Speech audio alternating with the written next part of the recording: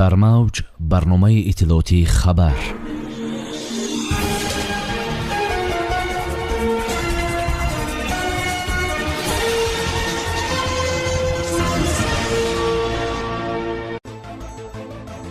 ҳукумати тоҷикистон истифодаи зарфу борҷомаҳои пластикиро манъ мекунад. аз мошин ба дучарха даъвати раиси кумита аз тоҷикистониён.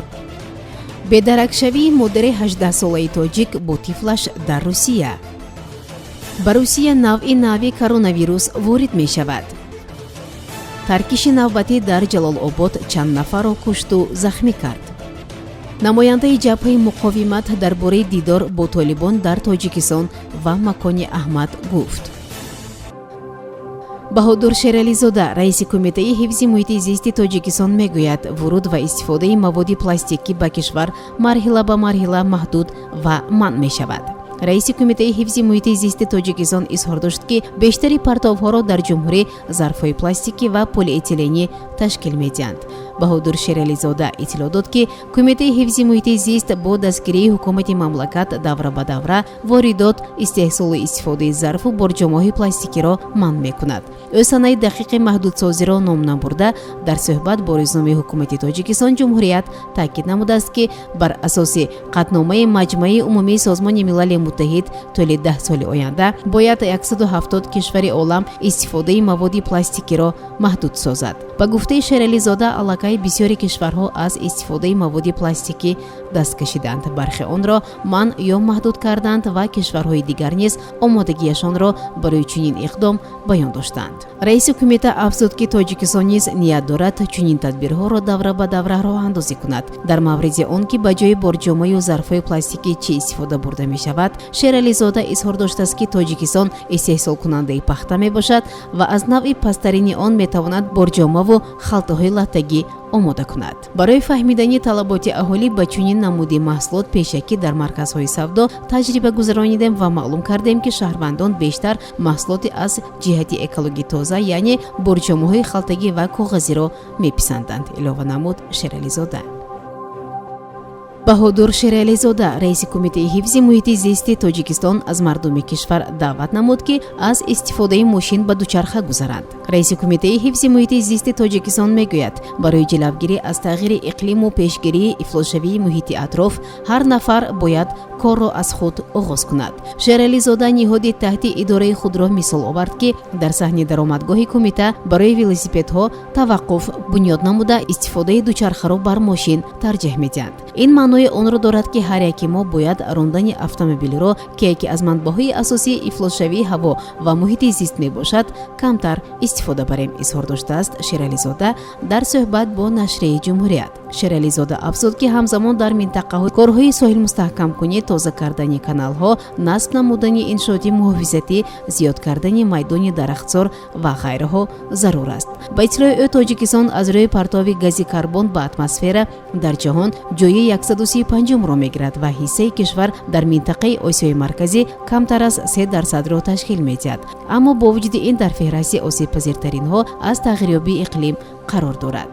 дар тавзеҳи зарари тағйирёбии иқлим ба тоҷикистон шерализода зикр намуд ки баландшавии ҳарорати ҳаво ва зиёдшавии боришот ба соҳаҳои энергетика, кишоварзӣ ва нақлиёт таъсири манфӣ хоҳад расонд. дар русия як модари ҷавони тоҷикистонӣ бо тифли навзодаш бедарак шудааст. пулис ва идораи минтақавии тафтишотӣ дар вилояти ленинград модари ҷавон ва тифли навзодашро меҷӯяд ки аз 16 сентябр ба ин тараф бедарак мебошад. расонаи минтақавӣ 47 News хабар дод ки нисфирӯзи санаи 8 сентябр ба идораи пулис дар ноҳи Кириш марди 53 сола муроҷиат карда аз бедаракшавии духтари ҷавонаш бо наберии навзодаш хабар додааст. муроҷиаткунанда арз доштааст ки духтараш санаи 16 сентябр дар пайи муноқиша аз хона дар бинои истиқоматӣ дар кӯчаи строителӣ берун шуда бедарак гардидааст. ҷавонзан дар даст писари зодаи соли 2021 доштааст. маълум шуд ки бедарак шуда шаҳрванди тоҷикистон буда дар деҳаи Пичевжа дар ноҳияи Кириш иқома доштааст.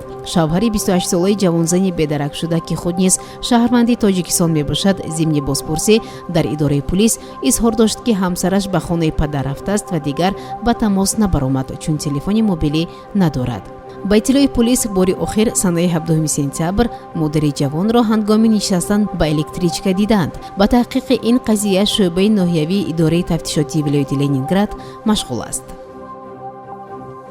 ба Русия як нави коронавирус бо номи мю ки дар аксар кишварҳо роҳ ёфтааст шояд ворид шуда бошад. дар ин бора директори маркази илмии тадқиқоти молекулавии генетикии денком Андрей Исаев дар мусоҳиба бо ТАСС хабар дод. ба гуфтаи ӯ нави коронавирус ба кишварҳое таъсир мерасонад ки делта он қадар паҳн нашудааст. ҳамзамон мю тадриҷан штаммҳои дигари COVID-19-ро иваз мекунад. Исаев қайд кард ки чунин коронавирус аллакай дар баъзе кишварҳои Осиё ва Аврупо бо карантини қатъӣ мавҷуд аст. ин маънои онро дорад ки ин вирус дар сайёра мавҷуд аст ва шояд дар Русия аллакай бемороне ҳастанд ки маҳз гирифтори ҳамин дард ҳастанд. маълумоти пайдарпайӣ баста аст. аз ин рӯ мо наметавонем тахмин кунем ки ҳиссаи онҳо дар аҳолӣ чанд аст ва панҷшави ин коронавирус чӣ гуна рушд хоҳад кард, таъкид кард ӯ. зимнан мутахассис илова кард ки навъи навро ҳанӯз созмони ҷаҳони беҳдошт расман ба қайд нагирифтааст, зеро он ҳанӯз ҷадид буда он қадар омӯхта ҳам нашудааст. дар вилояти Нангарҳори Афғонистон таркиш ба амал омад. дар ин бора риа новости бо истинод ба шоҳидони айнӣ хабар дод. маълум аст ки таркиш дар истгоҳи автобус дар шаҳри Ҷалолобод иттифоқ афтодааст. бар асри ин ҳодиса 2 ғайринизомӣ кушта ва як ҷангии ҳаракати радикалии Толибон маҷрӯҳ шуд. ҷузъиёти дигари ҳодиса феълан мушаххас нашудааст. маврид ба зикр аст ки ин аввалин таркиш дар Ҷалолобод набуда. қаблан Hindustan Times гузориш дода буд ки дар як ҳодисаи мушобеҳ тақрибан 20 нафар маҷрӯҳ ва 3 нафар ҷон бохтанд. ҳамзамон шоҳидони айнӣ дар бораи чанд таркиш дар 3 ноҳияи Ҷалолобод нақл карданд. онҳо қайд карданд ки шахсони номаълум ба мошинҳои Толибон дар наздикии идораи полис ва бинои ҳукумат ки таҳти назораташон буданд ҳамла карданд. али майсам назарӣ, сардори бахши равобити хориҷии ҷабҳаи муқовимати миллии Афғонистон дар суҳбат бо телевизиони BBC гуфт: мо ҳаргиз мухолифи сулҳ нестем, аммо сулҳ дар худ як тарафи мушаххасе дорад. ӯ гуфт: барои ин ки мо гуфтугӯро бо як душман оғоз кунем, мо онҳоро гурӯҳи террористии табаҳкор мешиносем. дар ҳоли ҳозир на танҳо ҷабҳаи муқовимат, балки мардум низ ҳеҷ эътимоде бар ин гурӯҳ надорад ва барои оғози гуфтугӯҳои ҷиддӣ чӣ дар дохил ва чӣ дар хориҷи кишвар ниёз аст ки як эътимодсозӣ сурат бигирад, гуфт Али Майсам Назарӣ. ном бурда гуфт: ниёз аст ки ин гурӯҳи мутаҷовиз аз манотиқе ки марбуташ намешавад бо он давлати кӯмакрасонҳояш ақибнишинӣ кунад ва даст аз таҷовузу ҳамла баркашад. сардори бахши равобити хориҷии ҷабҳаи муқовимат гуфт: то он даме ки мо дар ин шаҳрҳо мутаҷовиз дошта бошем, ҳеҷ гуна музокира ва гуфтугӯ барои мо матраҳ нест. ба гуфтаи Али Майсам Назарӣ, аксарияти панҷшер дар ихтиёри ҷабҳаи муқовимат аст. чизе ки ҳоло душман дар даст дорад, ин давраи умумӣ аст, аммо нуқоти асосӣ ва стратегӣ дар ихтиёри ҷабҳаи муқовимати миллист, гуфт номбурда. ӯ изҳор дошт ки роҳбари ҷабҳаи муқовимати миллӣ Аҳмад Масъуд дар дохили кишвар дар як ҷои амн аст. Амрулло Солеҳ низ дар ин кишвар мебошад.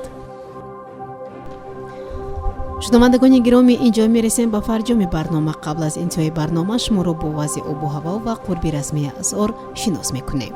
бонки миллии Тоҷикистон қурби расмии асъор нисбат ба сомониро барои имрӯз чунин муайян кардааст. $1 амрикоӣ баробар аст ба 11 сомонию 31 дирам. 1 евро бошад баробар аст ба 13 сомонию 30 дирам. 100 рубли русӣ баробар аст ба 15 сомонию 58 дирам. мувофиқи иттилои обу ҳаво санҷон, имрӯз ҳаво дар шаҳри Душанбе офтобӣ буда, ҳарорати ҳаво аз 14 то 32 дараҷа гарм мешавад. ҳаво дар шаҳри Хуҷанд офтобӣ буда, ҳарорати ҳаво аз 15 то 26 дараҷа гарм мешавад.